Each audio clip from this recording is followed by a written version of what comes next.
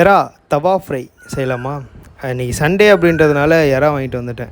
So எறாவை எடுத்து பக்காவாக clean பண்ணி ஒரு பாத்திரத்தில் மாற்றி வச்சுக்கிட்டேன். கொஞ்சம் எறாவை வந்து குழம்புக்கும், கொஞ்சம் எறாவை வந்து தவா ஃப்ரை செய்ய எடுத்துக்கிட்டேன். எறா தோலை உரித்து மஞ்சத்தூள் போட்டு நல்லா க்ளீன் பண்ணி எடுத்துக்கிட்டு, நீட்டு வாக்கில் கட் பண்ண வெங்காயம், இஞ்சி பூண்டு பேஸ்ட்டு, ரெட் சில்லி பவுடரு, கலருக்கு காஷ்மீரி சில்லி, மல்லித்தூள், கரம் மசாலா, சீரகத்தூள், மஞ்சத்தூள், தேவையான அளவு உப்பு, இது எல்லாத்தையும் சேர்த்து மிக்ஸ் பண்ணி ஒரு 1/2 ஊற வச்சுட்டேன். 1/2 கழித்து தவாவை அடுப்பில் வச்சு எண்ணெயை ஊற்றிட்டு லைட்டாக சோம்பு, அதுக்கப்புறம் வந்து கருவேப்பில்லை, ஒரு பச்சை மிளகா சீவி எடுத்து மேலே போட்டுட்டு, நான் ஆல்ரெடி ஊற வச்சுருந்தேன் எறா மிக்சிங், அதை எடுத்து அப்படியே அந்த எண்ணெய் மேலே கொஞ்சம் கொஞ்சமாக தூவி விட்டுட்டு அடுப்பை சிம்மில் வச்சு அப்படியே மேலாப்பில் கிண்டி விட்டுக்கிட்டே இருந்தேன். பார்க்குறதுக்கு நல்லா கலரு சூப்பராக இருந்தது. அதேமாதிரி வாசனையும் கமன்னு வந்தது. இதில் தண்ணி எதுவும் சேர்க்காமல் அப்படியே வதக்கிக்கிட்டே இருந்தால் சூப்பராக வந்துடும். இந்த மாதிரி ஃபைனலாக ரசம் வீட்டில் வச்சுருந்தாங்க, சாப்பாட்டுக்கு வச்சுக்கிட்டு ரசத்துக்குள்ளே தொட்டுக்கிட்டு சாப்பிடும் போது அவ்வளோ சூப்பராக இருந்தது. காரம் தான் கொஞ்சம் அதிகம். நம்ம சேனலை அப்படியே சப்ஸ்கிரைப் பண்ணிவிடுங்க.